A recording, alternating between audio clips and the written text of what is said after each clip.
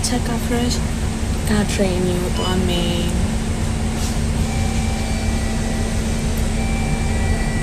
ဟိုမှာလူရှိနေကာစီရင်နဲ့ fresh brand လေးအကြောင်းကိုနည်းနည်းပြောပြချင်တယ် fresh ကမြန်မာပြည်မှာတော့လူတော်တော်များများကအဲ့ brand ကိုသိပြီးသားဖြစ်မှာပါ fresh brand ရဲ့လူသိများတဲ့ best seller product တွေကတော့ fresh swine face cleanser တို့ပြီးတော့ rose deep hydration facial toner ကဘူးချော essence အခြားလည်းအများကြီးရှိပါသေးရဲ့ tea elixir တို့အဲ့အမျိုးတွေပေါ့နော်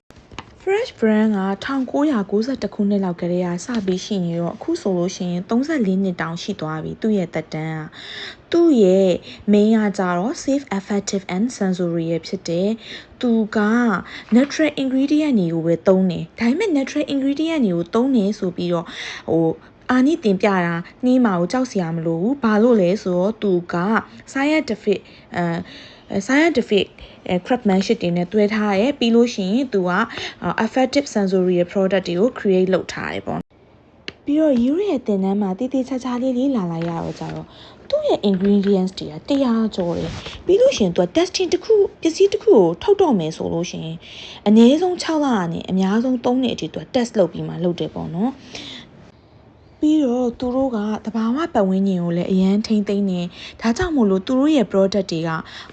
သူလိုဘူးတွေကအကုန်လုံးက recycle product တွေကိုပဲပြန်ပြီးတော့လုပ်ထားတာတွေဖြစ်တယ်တင်နန်းကိုတော့ရောက်လာတာလေ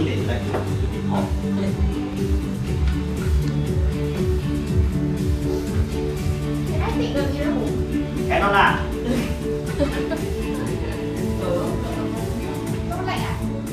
Cái lạnh mà ngon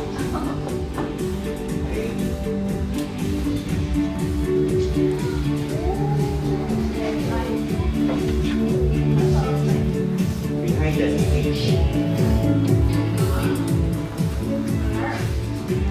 ဒါရေးထိုင်နေနေရလေအမတ်တရတင်နန်းတိုင်းမှာအမြဲစုံနေကြတငယ်ချင်းလေး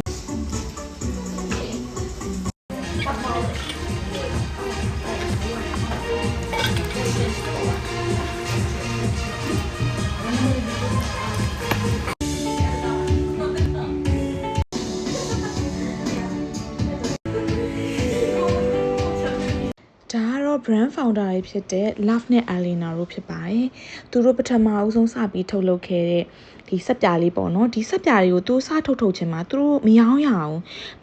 ဘာလို့လဲဆိုတော့သူတို့ကဘာမှလည်းထုတ်ပိုးမထားဘူးစက်ပြားတွေကဒီတိုင်းပဲပေါ့နော်။အဲ့ဒါနဲ့ Alina ကသူကအဲ့ဒါလေးကိုပေါ့နော် wrapping paper လေးနဲ့တက်ရဲလေးဖြစ်အောင်လုပ်ပြီး stone လေးတစ်ခုထည့်ပြီးတော့လုပ်လိုက်တယ်။အဲ့ဒီကြာကန်မှာပထမအဆုံးစပြီးရောင်းခဲ့ရတယ်။သူတို့နှစ်ယောက်ကဆိုင်လေးဖွင့်ပြီးစက်ပြားလေးတွေကိုစပြီးရောင်းနေမရောင်းရပါမယ်တနေ့ကြာတော့လူကြီးတယောက်ကဝင်လာတယ်သူတို့ဆိုင်မှာလက်ဆောင်ပေးဖို့ဆိုတဲ့ရည်ရွယ်ချက်နဲ့စက်ပြားလေး၅တုံးကိုစပြီးတော့ဝယ်သွားခဲ့တယ်တဲ့သူတို့နှစ်ယောက်ဘယ်လောက်ပြောလိုက်မလဲစဉ်းစားကြည့်ပေါ့နော်သူတို့နှစ်ယောက်ရဲ့အတူတူတီးခံပြီးတော့အလုပ်တွေတူလုပ်ခဲ့ကြတာရဲ့အကျိုးအမြတ်ကိုသူတို့စပြီးခံစားရတယ်။ဒါကြောင့်မို့လို့ရတော့တွေးတာ fresh brand ကအချစ်ကိုလည်းအခြေခံနေလို့ထင်တာပဲ။ Left နဲ့ Alina တို့နှစ်ယောက်ကတယောက်ကိုတယောက်လည်းချစ်ကြတယ်။သူတို့ကတဘာဝပစ္စည်းတွေကိုချစ်တာလဲတူတယ်ပြီးတော့ကြတော့ဒီလိုမျိုးအခက်အခဲတွေကြုံတဲ့အခါမှာလဲတယောက်နဲ့တယောက်ကဖေးမှရင်နဲ့ပေါ့နော်အကောင်းဆုံးဖြစ်အောင် struggle ရုန်းကန်ခဲ့ကြတယ်ဒါကြောင့်မို့လို့လဲ fresh brand ကတနေ့ထက်တနေ့ပိုပြီးအောင်မြင်လာတာပေါ့နော်2000ခုနှစ်မှာတော့ fresh brand က LVMH နဲ့ပူးပေါင်းခဲ့ရင်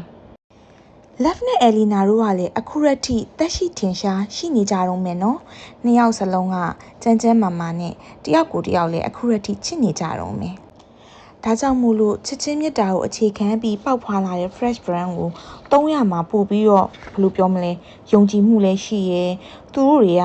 တကယ်ကိုကဘာကြီးအတွက်လူသားတွေအတွက် forever fresh ဖြစ်စေမဲ့ပစ္စည်းမျိုးတွေကိုထုတ်လုပ်ထားတဲ့ safety ဖြစ်စေရဲ့ပစ္စည်းမျိုးတွေကိုထုတ်လုပ်ထားရဲဆိုတာတကယ်ကိုယုံကြည်နဲ့သုံးလို့ရတဲ့ brand လေးပေါ့နော်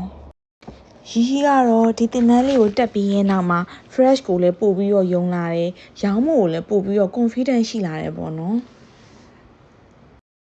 ရီချစ်ခင်ရရဲ့တငယ်ချင်းမိတ်ဆွေတို့လည်းဒီ fresh brand လေးကိုဝယ်ချင်တယ်ဆိုလို့ရှိရင် Sephora ရဲ့ outlet တန်းမှာလည်းဝယ်လို့ရတယ်ပြီးရင်သူတို့ရဲ့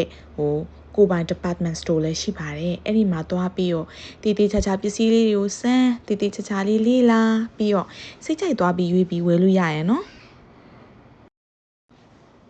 brand နဲ့ပတ်သက်ပြီးတော့ပစ္စည်းရည်နဲ့ပတ်သက်ပြီးတော့သိချင်တာရှိလို့ရှိရင်ရီးရီကိုလည်းမေးလို့ရတယ်လို့ outlet တွေကိုသွားတဲ့အခါမှာ beauty advisor တွေစီကလည်းအကြံဉာဏ်တောင်းပြီးတော့မေးလို့ရပါတယ်ရီးကအမြဲတွေ့ရလေ skin ဆိုတာကကြတော့ခန္ဓာကိုယ်နဲ့အမြဲရှိနေမယ့်အရာတစ်ခုပေါ့နော်အားကြောင့်မလို့အရန်ဂရုစိုက်ရရလို့ထင်တယ်အားကြောင့်မလို့ရီးက skin care ကို makeup တက်ဖို့ပြီးတော့ယူသွတ်တဲ့အထဲမှာပါတယ်ခုလဲသူတို့တွေစမ်းသပ်ခိုင်းတဲ့ဒီနှကန်းကို scrub လုပ်တာကိုစမ်းပြီးအရန်ကြီးကြိုက်နေပါပြီရှင်အရန်ကြီးကိုချုံးမွတ်သွားတယ်သိလားနှကန်းမှာရှိတဲ့ဓာတ်ဆယ်တွေကိုဖယ်ရှားပေးရပေါ့နော်တကယ်ညလူတွေကနှကန်းကို view ဆိုင်ဖို့အမြဲမေးကြရဲ့နော်တကယ်တမ်းကနှကန်းနဲ့မျက်လုံးကအတူတူပဲသူတို့ကအခြားအရေးပြားနေရာတွေထပ်ပို့ပြီးတော့ပါးလာတယ်လေနော်အဲ့ရောပို့ပြီး view ဆိုင်တဲ့နေ